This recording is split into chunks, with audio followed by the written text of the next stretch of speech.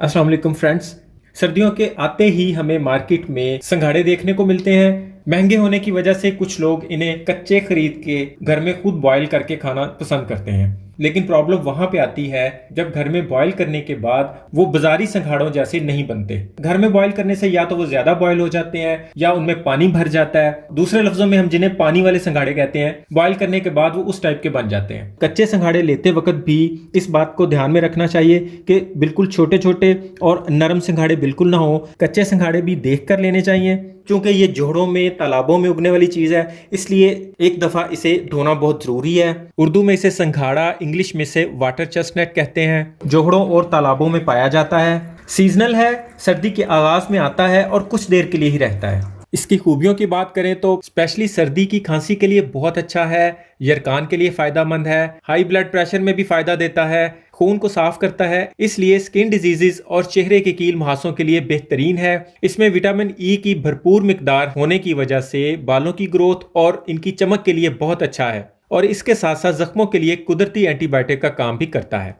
और बहुत सी दवाइयों में भी यूज होता है, और दवाई के तौर पर इसे कच्चा भी खाया जाता है। और ये ओरिजिनल हालत में ब्लैक कलर की बजाय इस तरह का दिखाई देता है। तो आज हम इन्हें दो तरीकों से बॉईल करेंगे। दोनों ही तरीके प्रोफेशनल और बहुत ही आसान होंगे। तो चलिए शुरू करते हैं।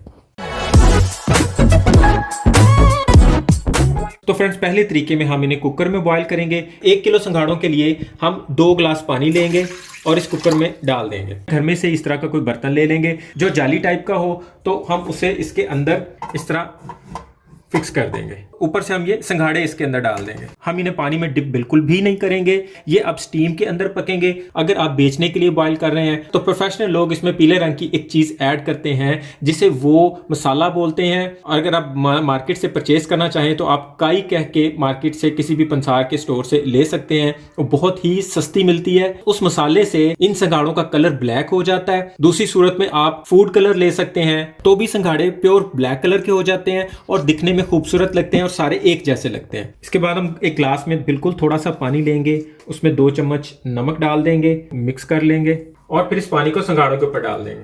कुकर का ढक्कन लगा देंगे, इसके ऊपर वेट लगा देंगे और स्टीम से जब इसका ये कील ऊपर आ जाए तो वेट की सीटी का वेट करेंगे। तो फ्रेंड्स, लगभग 20 मिनट में इसका वेट विसल करने लगा और 10 मिनट तक हम इसके वेट को इसी तरह चलता रहने देंगे। उसके बाद फ्लेम को बंद कर देंगे और इसकी स्टीम खुद ब खुद निकलने देंगे। हम इसका वेट भी उठा लेंगे। कवर खोलते वक्त हमेशा अपनी तरफ से आपने ढक्कन को ऊपर नहीं करना। ये आप देख सकते हैं ये सिर्फ स्टीम के अंदर बॉयल हुए हैं। अब हम इन्हें थोड़ा ठंडा होने देंगे, खुली हवा में कुछ देर के लिए फैलाएंगे ताकि इन्हें हवा लगे। जैसे जैसे इन्हें हवा लगेगी ये अंदर तक ड्राई हो जाएंगे। और फ्रेंड्स, अगर आप इसे किसी खुले बर्तन में बनाना चाह रहे हैं तो उसके लिए हम कढ़ाई ले लेंगे और 1 किलो संघाड़ों के लिए 2 गिलास पानी डालेंगे, 2 चम्मच नमक शामिल कर देंगे।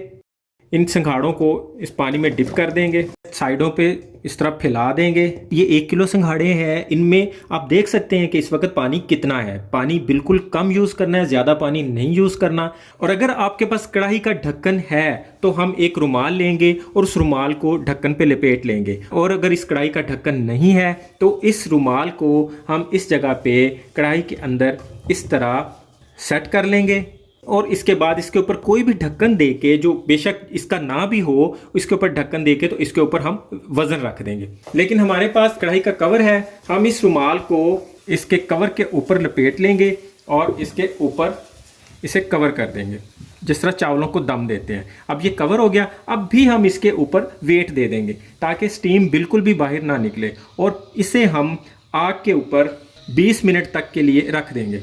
20 मिनट के बाद हम चूल्हा बंद कर देंगे और इसे मज़ीद 10 मिनट तक के लिए इसी तरह पड़ा रहने देंगे। उसके बाद हम इसे खोलेंगे, हमारे संघाड़े तैयार होंगे, इसे काटेंगे और खाएंगे और इंजॉय करेंगे। इसको छीलने का तरीका भी ये है कि आप एक कट ऊपर से लगाएं और एक साइड से और एक इस साइड से, और इसको खोलें तो ये अंदर से इसकी बादाम जैसी गरी निकल आएगी, इसलिए शायद इसको बादाम संघाड़े भी कहते हैं। ये बहुत अच्छे वाला बॉयल हो गया हुआ है, ये आप देख सकते हैं।